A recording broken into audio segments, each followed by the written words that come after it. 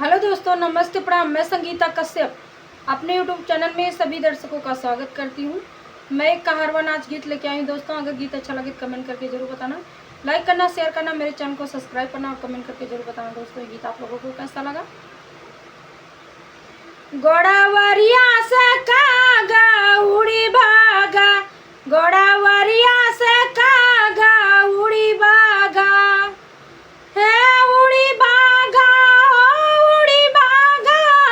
मोर बाल मिया भागा ना जागा,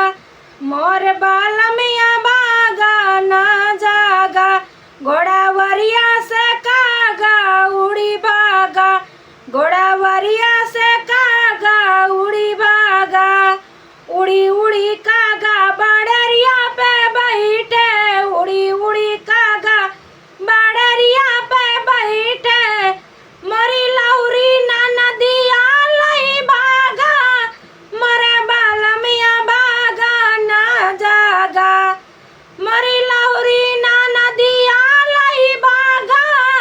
मरे बाल मिया भागा ना जागा,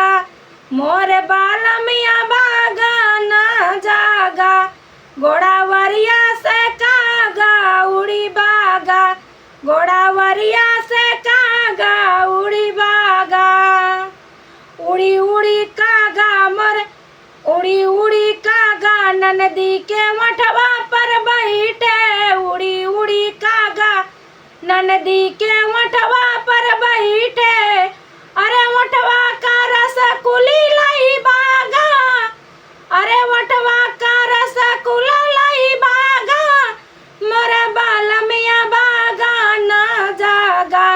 मोरे बाल मिया बागा ना जागा, गोड़ावरिया से कागा उड़ी भागा, गोड़ावरिया से कागा उड़ी भागा, उड़ी भागा हो उड़ी भागा,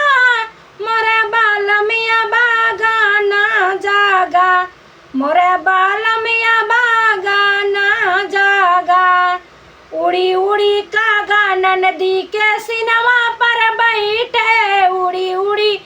कागा नदी के सिनवा पर बैठे, अरे सिनवा का रसकुला लाई बागा, अरे सिनवा का रसकुला लाई बागा,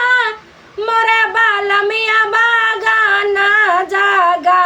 मोरे बाल मिया बागा ना जागा, गोड़ावरिया से कागा उड़ी भागा, गोड़ावरिया से कागा उड़ी भागा, उड़ी भागा उड़ी भागा, उड़ी भागा उड़ी भागा, मोरे बाल मिया बागा ना जागा,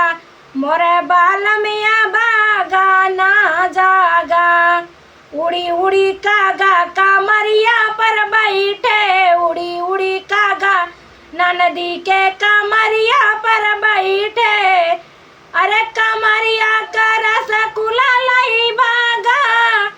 अरे कमरिया का रसकुला लाई बागा,